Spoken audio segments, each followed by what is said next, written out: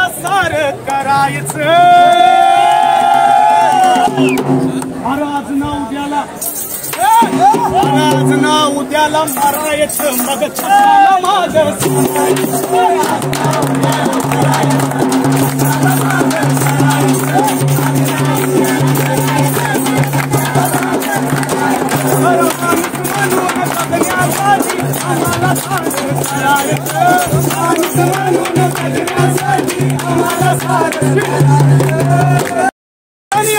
कुणी पण या, अरे येणाऱ्यानी अडवं यावं, अन्नपाराच्या भावात जावं, सरका गुन्हा केला पुन्हा, पिठाच त्याला, पिठाच त्याला, पिठाच त्याला, पिठाच त्याला काय जायचं, आपला उद्याला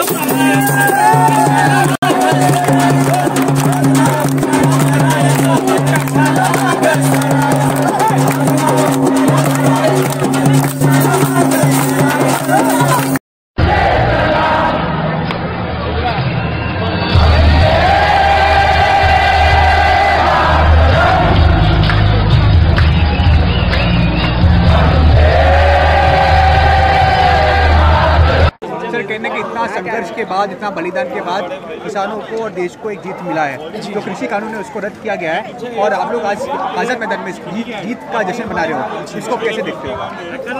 देखो, ये तो पूरी जीत नहीं है अभी तक, क्योंकि एक लड़ाई का एक टप्पा, एक सफ़र हमने तय किया है। अभी और कई पड़ाव हो गए, क्योंकि मोदी जी ने कहा है कि बिल वापस ले लिया है, क्योंकि उनकी कहावत पे हम भारतवासियों को तो बिल्कुल भरोसा नहीं है, क्योंकि उन्होंने पिछली बार कहा था कि 15 लाख सबके अकाउंट में आ जाएंगे।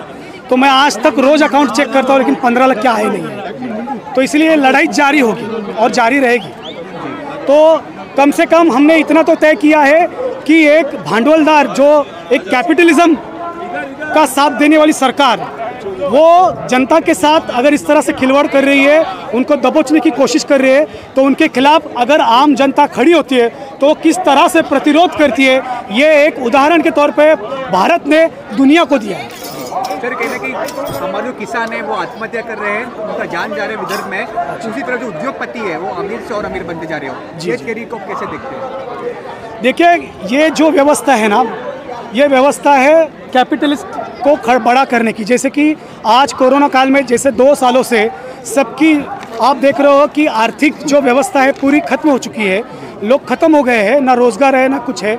और इस दौरान हम देखते हैं कि अंबानी, अदानी जैसे लोग देश के कई अमीरों के में गिनती में उनकी गिनती हो गई है। मतलब उनका जो आर्थिक स्तर है वो बढ़ रहा है, और हमारा जो सामान्य लोग है, जो जनता है, उनका आर्थिक स्तर गिर रहा है।